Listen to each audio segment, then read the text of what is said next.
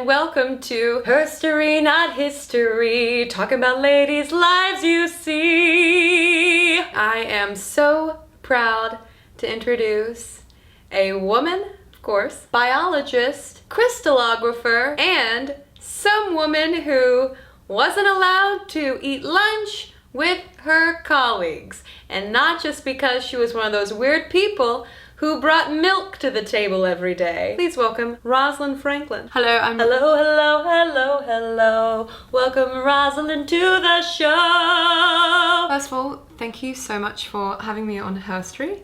I've really been looking forward to it. My name is Rosalind Franklin, but I think you've already said it, sung it. Tell me and tell this camera here, what exactly did you do? Aside from being a lovely woman who wears a strand of pearls like she's paid to do it. It was really my research that laid the groundwork for discovering the double helix structure of deoxyribonucleic acid, aka DNA. Oh, well, that sounds incredibly complicated. I don't know how on earth you managed to even do that, how you determined the structure of DNA, much less were able to even successfully pronounce the word let me look it up.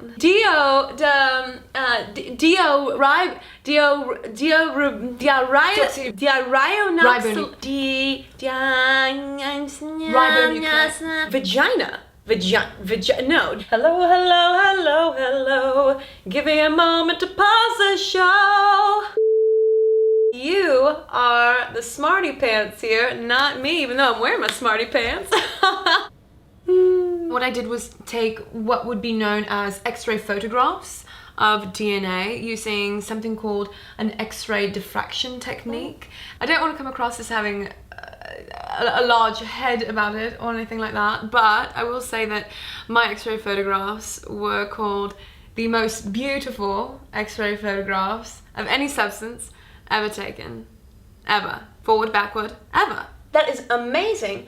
I don't entirely understand what it means, but I do understand that when you were 15 years old, but 15, you decided that you wanted to be a scientist. Oh my, when I was 15, the only thing on my mind was boys. How I could kiss a boy. Still haven't figured it out.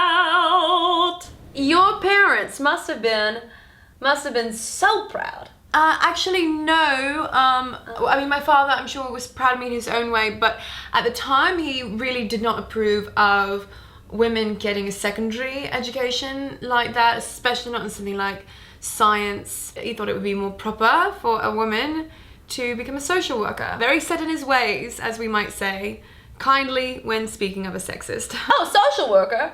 That sounds perfectly respectable. I know one. She is a delight, but a bit of a gossip. I've nothing against social workers. Now, Rosalind, that does sound very tough, and it reminds me of when I told my father, I said, Daddy, I want to start this show, and it's going to be called Herstory. And he said to me, Her what? Herstory. You know, Daddy, like history, but herstory. And he said, yo, feminist spinster, go home. Well, I was home, so I went to my room.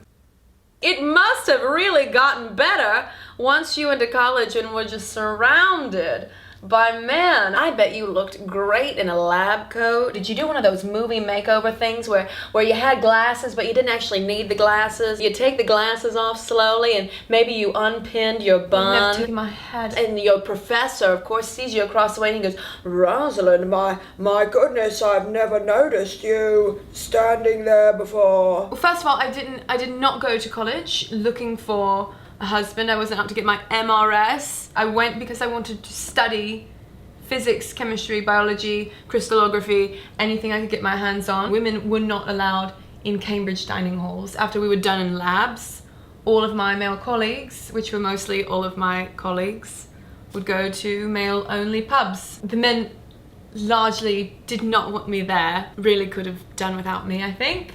Although, clearly, Watson and Crick could not have done without me. In 1962, I understand that Francis Crick, James Watson, and Maurice Wilkins all won a Nobel Prize for determining the structure, the double helix structure of DNA. Where is your Nobel Prize? Where do you keep it? Do you have it on a little necklace, a brooch, perhaps? No, I never got one. Hmm? I never received a Nobel Prize, no. Oh. Because Wilkins, without my permission, never once asked, showed my X-ray photographs of the double helix structure to James Watson, who then took it back to Crick, and they put everything together, and lo and behold, in 1962, yes, they get the Nobel Prize. Even during that ceremony, it could have mattered less because I actually had died a few years earlier at the age of 37 from ovarian cancer. So not only was I cheated out of the highest prize for science, I got cancer and died. Oh, that's dreadful. That's dreadful. But it does not mean that the Nobel Committee could not have given it to me posthumously. I'm just saying. So where do I keep my Nobel Prize? The answer is nowhere. I do not mean to belittle your snub, but I will say it sounds like a touch of sour grapes, considering that you were deceased at the time, and you know what they say about sour grapes, that it turns into wine. But I suppose that if you are dead, you cannot drink a fine Merlot. Well, Rosalind Franklin, thank you so much for being on our little show. You're very welcome. Don't be a stranger. Do not care to return. Oh wait, no, actually, you are dead. I keep forgetting, so please do be a stranger, for I do not care to be haunted. I'm going to haunt you because this was wretched. I will be lurking in your closet. Goodbye, goodbye, goodbye, goodbye. No, no, friend, now do not cry. There's plenty more herstory to come, and we'll have so much fun.